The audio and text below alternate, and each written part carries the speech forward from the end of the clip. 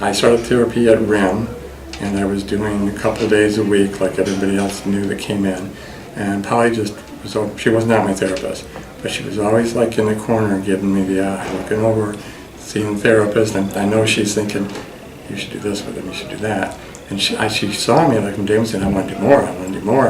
And they were doing these things, and I go, this is cool, but I need to get stronger and work and walk and do all this kind of stuff. And she saw that, and I think she just took over. She said, okay, I got this. My first opinion was I was intimidated. And that's hard to intimidate me because I've been doing this for a long time.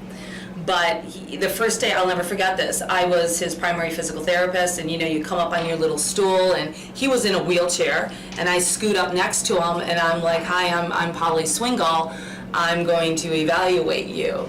And the first thing he said to me is, I will work as hard as I need to work to get as much recovery as I want to. As I can, I should say.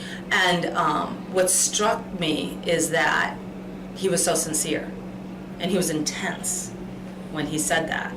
And it kind of intimidated me, like, holy crap, I better get my shit together and really work hard, because he was going to give it back to me.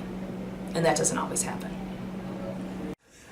And we started, I think maybe 3 days a week for 2 to 3 hours. We ended up very shortly after that 5 days a week, 2 hours, and I was staying an hour on myself after that. And at the time, all the doctors and all the experts in spinal cord were like intense kind of exercises, really a waste of time. Nobody that we know of ever tried to put a spinal cord person on a treadmill. It wasn't even in the neuro gym, so we had to go over to the ortho side, and she gets these straps and gets me on there, and I think we did about 4 to 8 seconds the first day, fully, all of the weight taken off me by the harness. Within 6 months, there was no harness, and we were doing 40 minutes.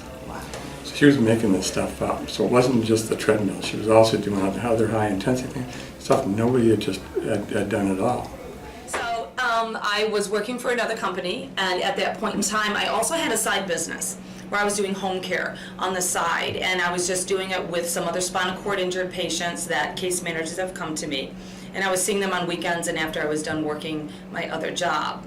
And there wasn't a lot of specialty expertise in this area at that time. So I had a lot of doctors and case managers asking me, can you please go see this patient? They're not ready for outpatient. They're still in the home. So that business grew. And I was at that point in my professional life where I was like, do I cut back on my other job, which was full-time with benefits, and try to pursue my private practice, which was home care, because I can't balance it anymore. When I found out she was going to leave and thinking of starting her practice, part of it was sure selfishness. I didn't want to lose my therapist, but then also I did have the business side of it, and I just said, hey, what do you think? Think about it, if we should do it together. So I was having these conversations with Charlie, and the conversation just came up, and he said, do you want to go into business together and open a clinic?